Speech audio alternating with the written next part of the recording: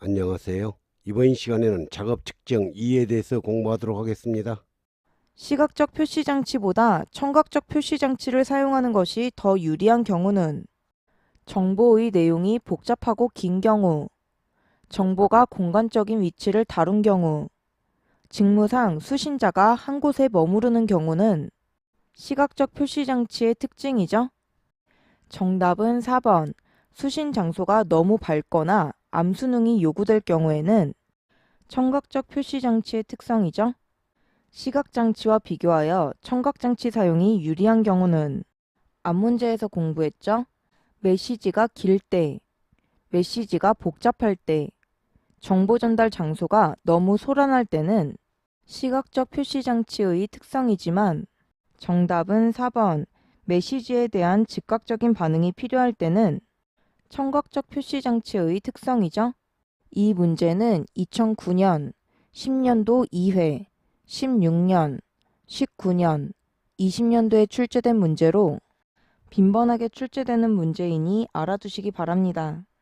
청각적 표시장치보다 시각적 표시장치를 이용하는 경우가 더 유리한 경우는 메시지가 간단한 경우, 직무상 수신자가 자주 움직이는 경우는 청각적 표시장치의 특징이지만 메시지가 추후에 재참조되는 경우, 메시지가 즉각적인 행동을 요구하지 않는 경우는 시각적 표시장치의 특성이죠. 이 문제는 오류 문제로 본서에서는 2번을 정답으로 처리하였습니다. 다음 중 정보를 전송하기 위해 청각적 표시장치보다 시각적 표시장치를 사용하는 것이 더 효과적인 경우는 정보의 내용이 간단한 경우, 정보가 즉각적인 행동을 요구하는 경우, 정보의 내용이 시간적인 사건을 다루는 경우는 청각적 표시장치의 특징이지만 정답은 2번. 정보가 후에 재참조되는 경우는 시각적 표시장치의 특성이죠. 인간 전달 함수의 결점이 아닌 것은 입력의 협소성, 시점적 제약성, 불충분한 직무 묘사는 인간 전달 함수 결점이지만 정답은 3번. 정신운동의 묘사성은 인간 전달 함수의 개인 변수죠. 다음 중 정적 표시장치의 예로서 가장 적합한 것은 속도계, 습도계, 교차로의 신호등은 움직이는 동적 표시장치죠. 정답은 3번. 안전표지판은 고정되어 있는 정적 표시장치죠. 25cm 거리에서 글자를 식별하기 위하여 2디옵터 안경이 필요하였다.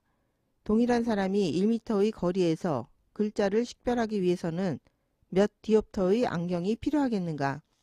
글자를 식별하기 위한 디옵터를 계산하는 문제입니다. 25cm 거리에서의 초점을 계산하면 단위 초점 거리분의 1로 25cm는 0.25m죠. 따라서 0.25분의 1 계산하면 4D. 이때 2디옵터의 안경이 필요하였으므로 실제 시력은 2디옵터 플러스 4디옵터 계산하면 6디옵터가 되겠죠. 1m에서의 초점은 단위 초점 거리분의 1이므로 1분의 1 계산하면 1디옵터.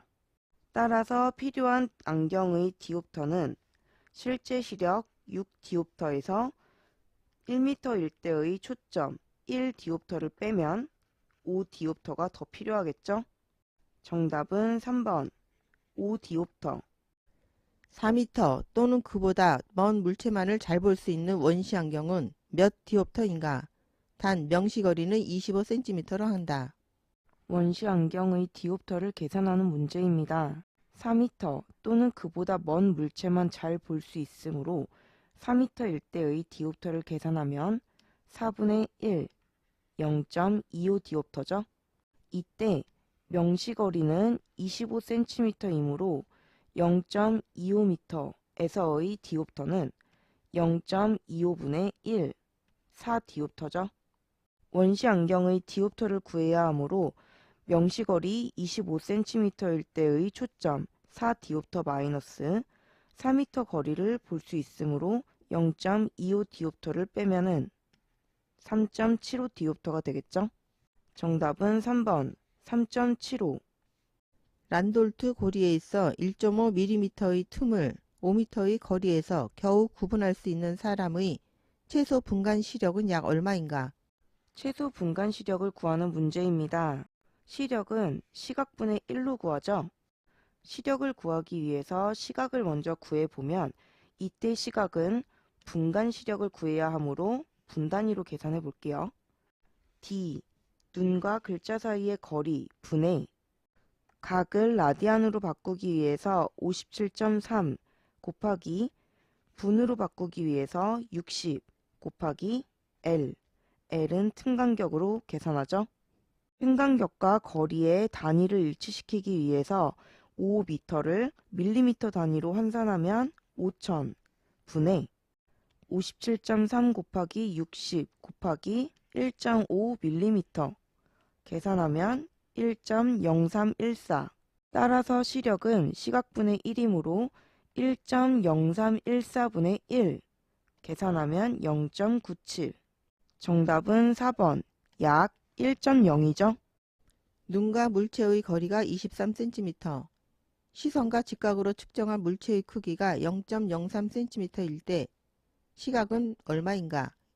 단 시각은 600 이하이며 라디안 단위를 분으로 환산하기 위한 상수값은 57.3과 60을 모두 적용하여 계산하도록 한다.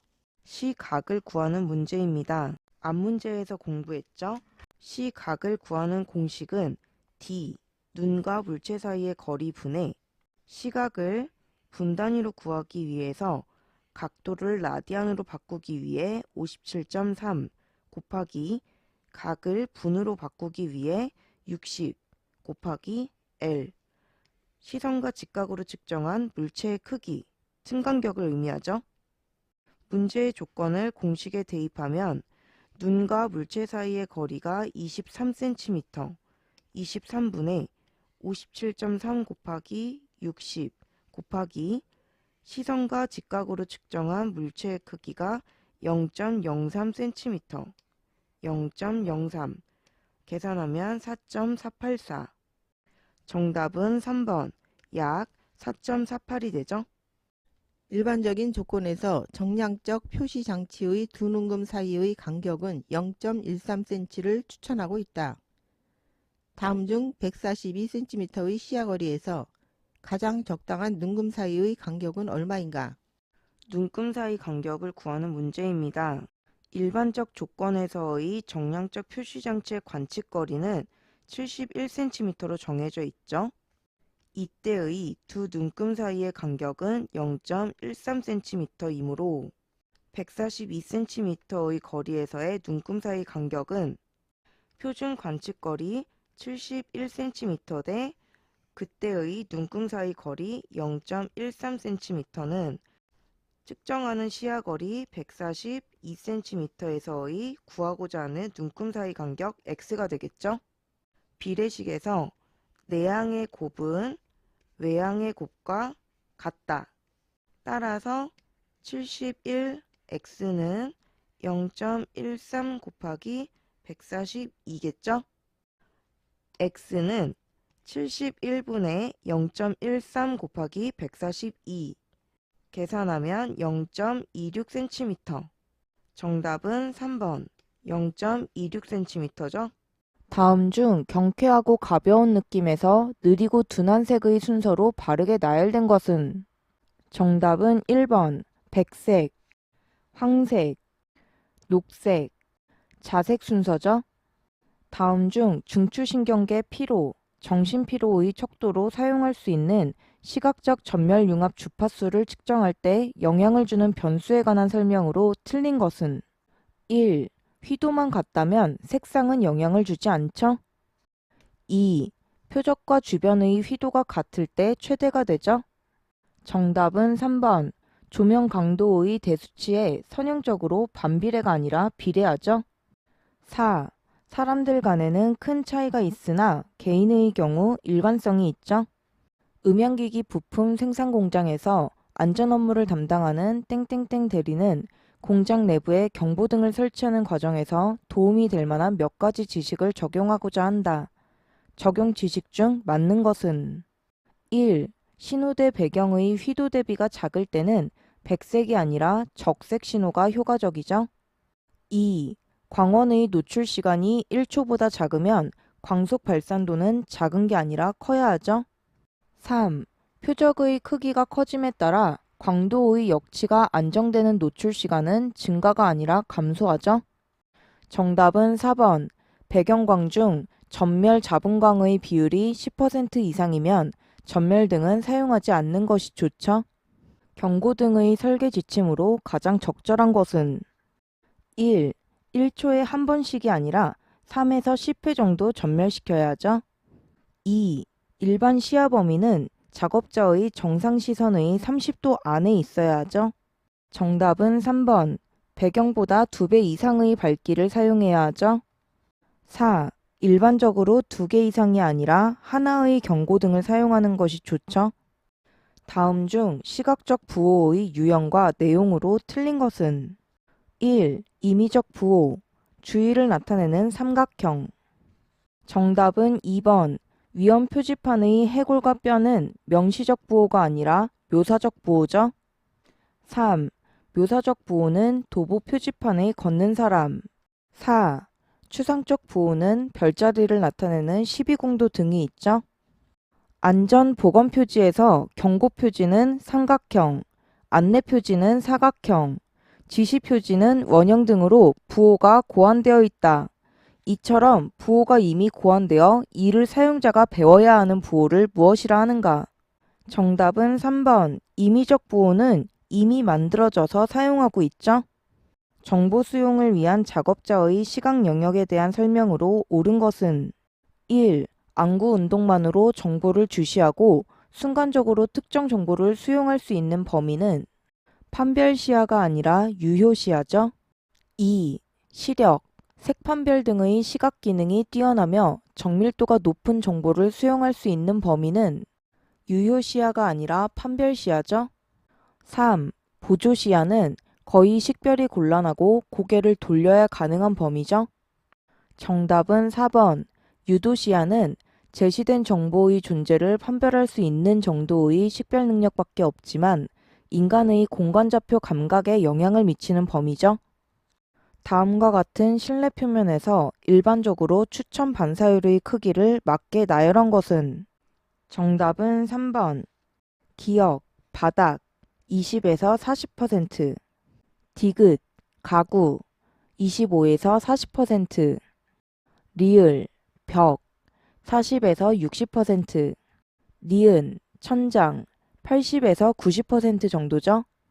이 문제는 2010년 2회, 18년, 19년도에 출제된 문제로 빈번하게 출제되는 문제이니 알아두시기 바랍니다. 다음 중 시각심리에서 형태식별의 논리적 배경을 정리한 게슈탈트의 사법칙에 해당하지 않는 것은 접근성, 폐쇄성, 연속성과 정답은 1번 보편성이 아니라 유사성을 포함하여 게슈탈트의 사법칙이죠. 이것으로 강의를 마치겠습니다. 감사합니다.